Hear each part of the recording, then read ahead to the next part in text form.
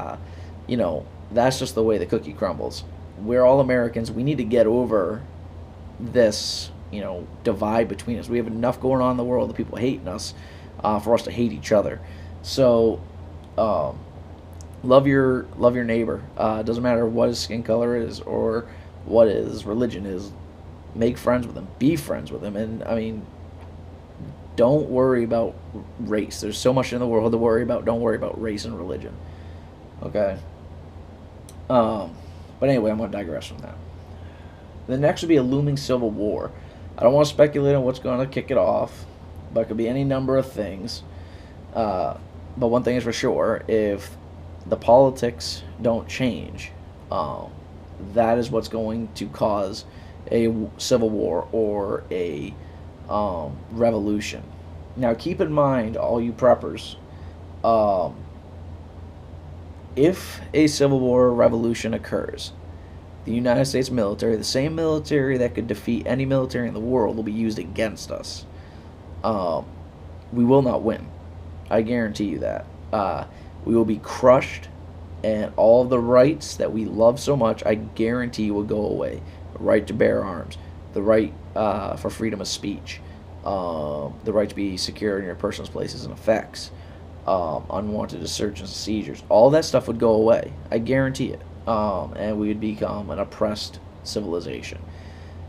So I highly encourage everybody to vote, demand change at the political level, and if you're smart enough, run. Don't rely on somebody else doing it. If you can do it, do it. Don't just talk about it. I know I would never stand a chance being a politician, so I'm not going to try it. But I hope that somebody else will, and really make a difference. I don't want anybody to think I'm anti-government, because I'm not. I'm very, very pro-government. The government is a great thing, and it has great amenities, and it will help a civilization, and it made us the nation that we are today. What I am is anti-stupid. The politicians, the current administration, they are just dumb. They lack common sense. They are good people. I do believe they are good people. They are just dumb. They don't have any common sense, and they've lost touch of what um, the American people want to push their own agenda. That's just as simple as I can make that. Um, so we need to be prepared as preppers for anything that comes our way, to include the very unlikely chance of a war on American soil, the coming civil war, the growing threat of terrorism. Um, so how do you prepare for all of this? There's so many different aspects that you need to prepare for. It may be, a ground invasion. It may be a terrorist attack. More than likely, though, it will be San Andreas Fault, going. Yellowstone National Park erupting. Smaller earthquakes, forest fires, floods, hurricanes, tornadoes, nor'easters, uh, blizzards. All of this stuff is what preppers need to prepare for. They don't need to prepare so much for a war. They need to prepare themselves and their family to handle a natural disaster and protect themselves. So how do you do that? What I have is I have 3 months worth of food and water ready to go. As you have seen, I have my protection, which is my uh, firearms. I have body armor, which I have showed you guys in a video on my bug out bag, which is just some plates. I'll stop 7.62 by 5.1 API rounds, um, multiple hits of that, and I have the ammunition for each one of the weapons that I have. So when I talk about stuff to have, every good prepper should have: a rifle, a shotgun, and a handgun. Um, and for each weapon, I found that I have 10,000 rounds of ammunition per caliber for each firearm.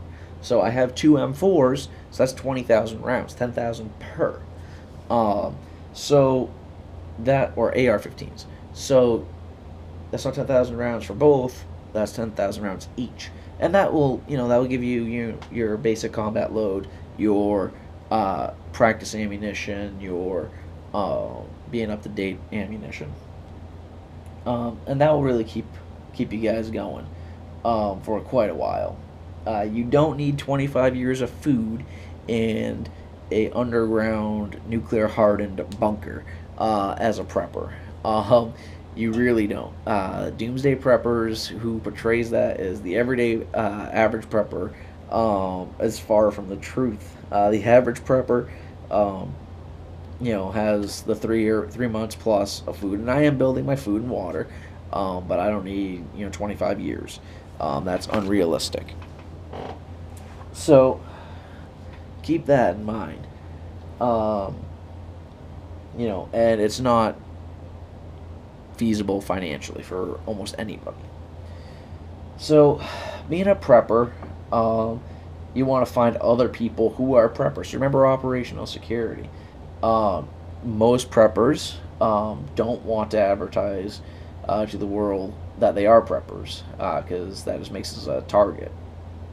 And no one wants some jackass coming to your house and trying to take what you have because you work so hard on it.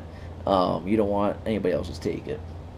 So keep your mouth shut. That's the easiest way to do it. If you make a video or whatever, don't tell people where you are. Keep it located to a state or a region. I'm up here in the Northeast. That's about as far as I want to tell you. If you figure it out, good for you, but I'm not going to tell you. Don't display your IDs, don't display passports, anything like that. Just be smart. All common sense. If you're looking for preppers, check online at prepper groups. Go to gun shows, go to prepper conventions, you know, ham radio shops, Army Navy stores. And if you're interested in prepping, check with the local homesteading places, because that, in reality, a lot of preppers are homesteaders. So keep that in mind. Don't have your nickname, don't have your real name. Have a nickname out there. Don't put your real name out there.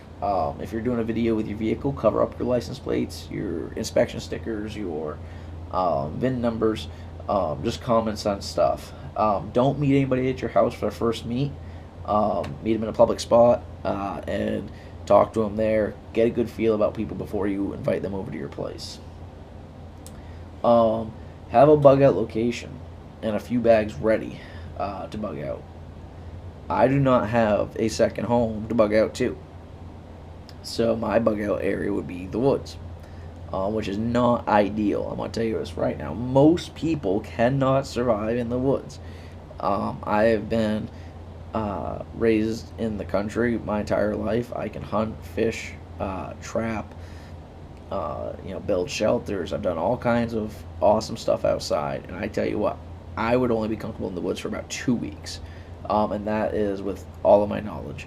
So, and I'm very comfortable in the woods. I just know my personal limitations. I am going to be doing a video coming up here in the spring or summer on this. So keep that in mind as well, that practice, if you're going to be in the woods, practice. Don't just think you're going to go out there and, be hotshot, because it's not camping. But if you have a bug out location with a home, stock it. Keep, if you have 3 months worth of food at your house, keep 3 months worth of food there, and then build at each one. And if you do have to bug in, which is the ideal idea,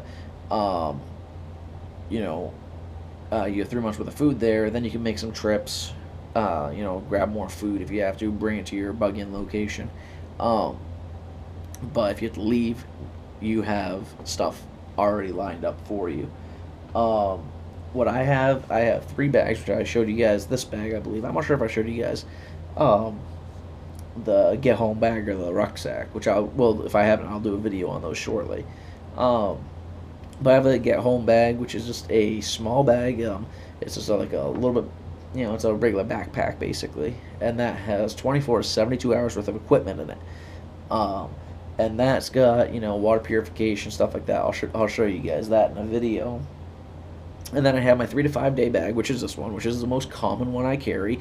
In addition to the 24 to 72 hour pack. If I have to leave the 24 to 72 hour pack, then I have everything I need in this one. And then I have a rucksack, which is for 5 days and extended up to, indefinitely. Um, so it does take money. It takes resources. It takes energy and time. Don't think you're gonna go buy all 3 bags and stock them at once because you're setting yourself up for failure.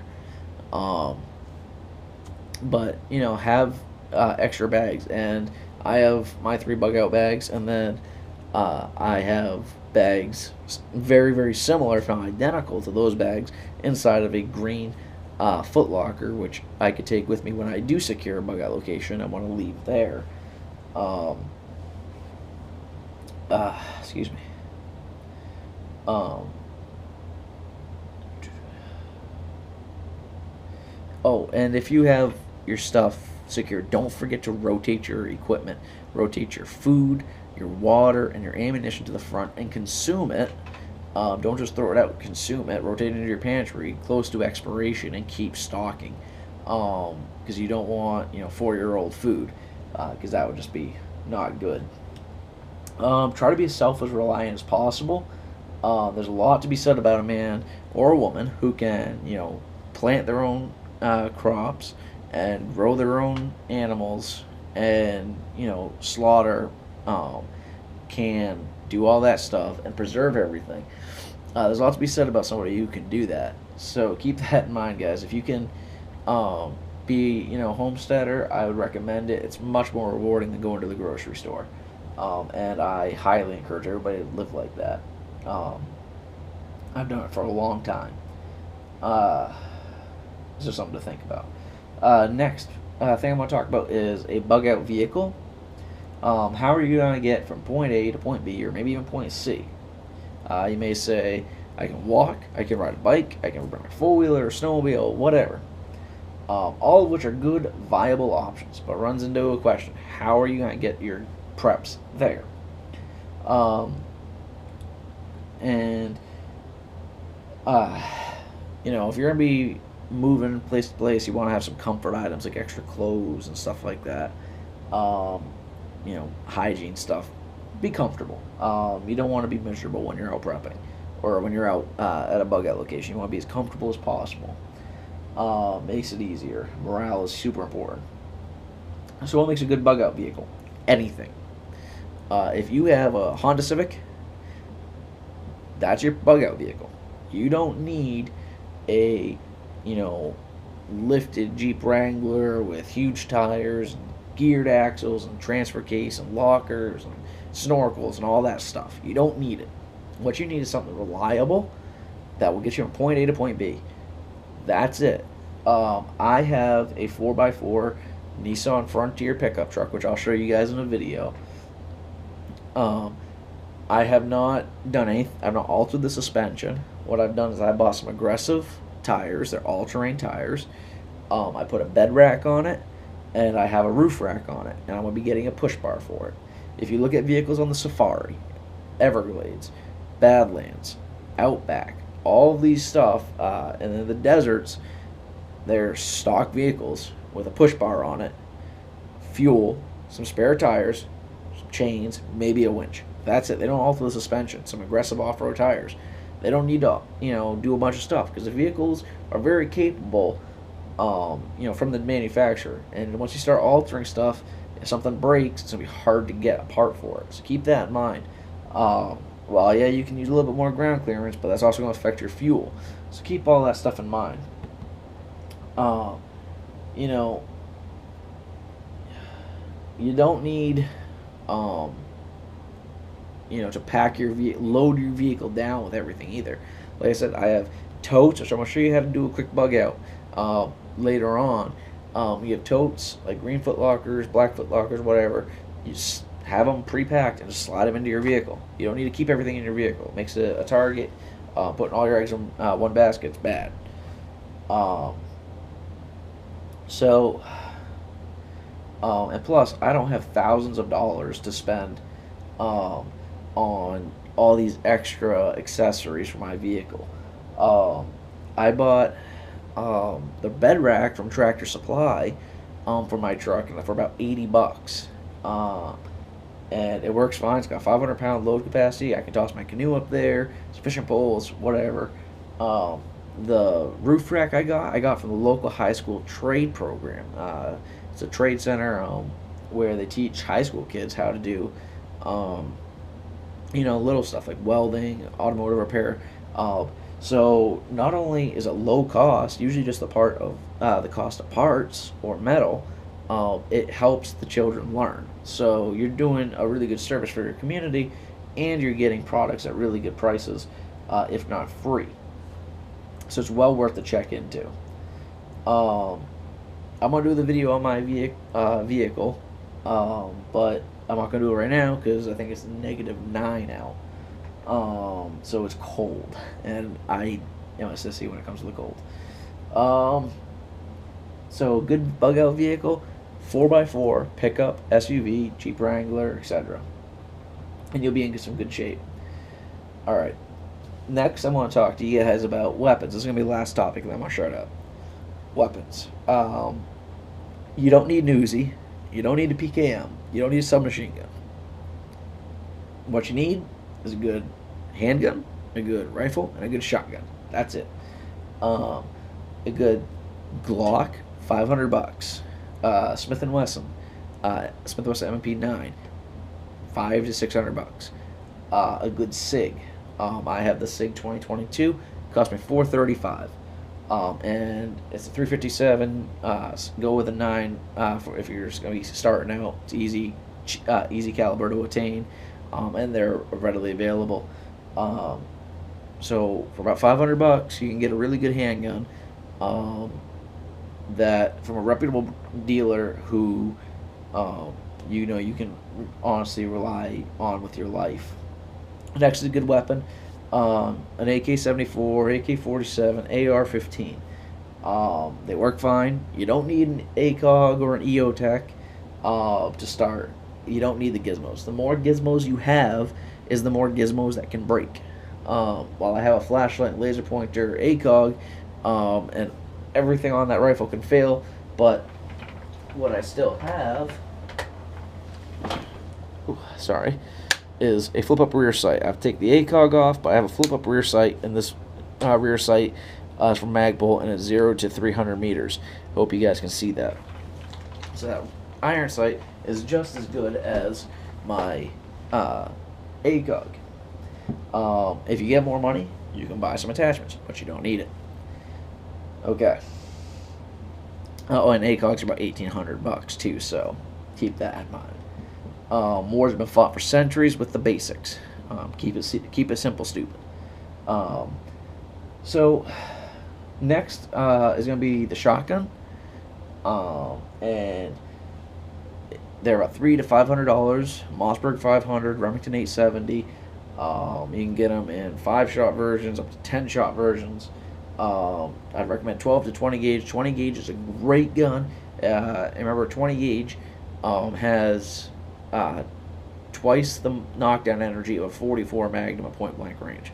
So 20 gauge is going to be incredibly effective, just like a 12 gauge. I have a 12 gauge, but 20 gauge for smaller frame people, females. And I'm not saying females can't handle a 12. I'm just saying females are usually smaller statute, and 20 gauge would be easier to handle. But $300 to $500, and it can do everything. It can get you food, protection, and anything else that you can find. Great room clearing gun, great all around gun. I'd recommend everybody get a shotgun before you get a pistol or rifle. So I lied. This is the last thing I want to talk to you guys about. How do I start prepping? I go off of what I make a week. I make X amount of money, and about 10% of that, say I make $500, I take 10% of that, $50, and that is what I'm going to use for prepping. I'm not going to take $400 and go to prepping because that's silly, but $50 a week, and you get a lot of stuff for $50 a week.